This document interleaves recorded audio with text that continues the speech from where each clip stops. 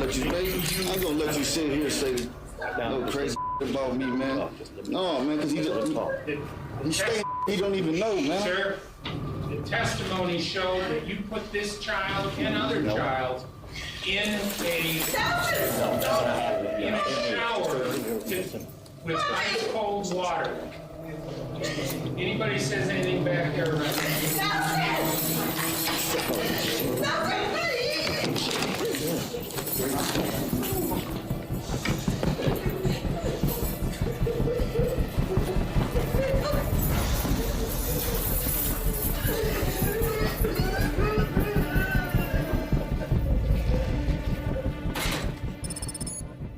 This is a 4-year-old child that was victimized. There is no question in my mind, sir, that you did this. You are the lowest form of human life that I've been able to observe or see. You are a monster, and quite frankly, you are evil. He's sentenced to life in prison without parole, still maintaining his innocence.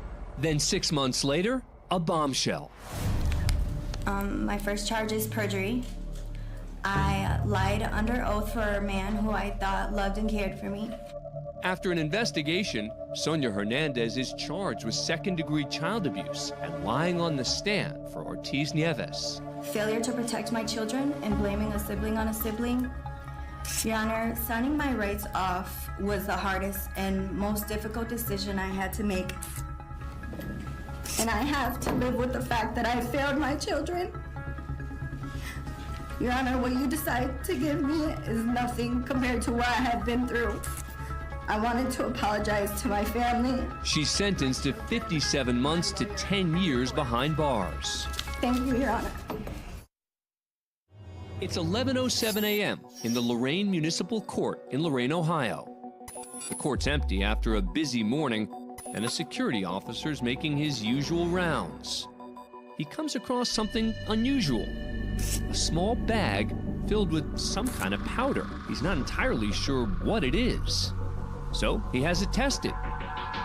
It turns out to be cocaine. So the court rewinds the tape to 9:34 a.m., just before the bag appears on the floor.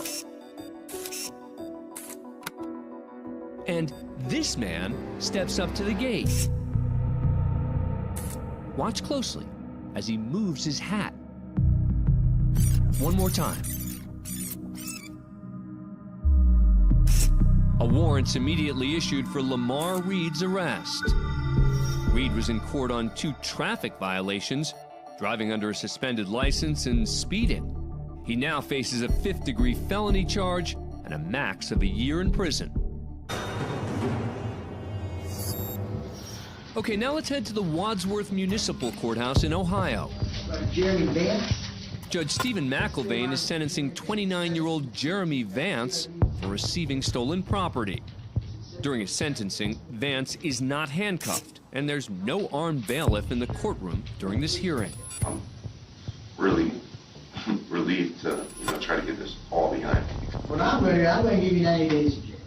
Vance is now supposed to return to a holding cell, but he decides to go another route. Nope, you gotta come with me. Yep. Sir, come on! Hey! You guys, call the police. He's gone. Yeah, call the police. I am. It might seem like the bailiff is acting a little casually here, considering the circumstances, but the court knows everything about Vance due to his criminal record, his address, his phone number, who he hangs out with, everything. And within an hour, he's apprehended near his home and returned to custody, with an additional 6 months of prison time added to his sentence. And there may be another reason they decided not to immediately pursue Vance, having to do with a similar event that happened in the same courtroom just 6 months earlier. I'm sorry for, acting immature on the road. I understand that, being on the road, you do have other people's lives in your hand. And, I should have thought about that. When defendant Cyrus Matthews was there on misdemeanor charges stemming from a road rage case. As well as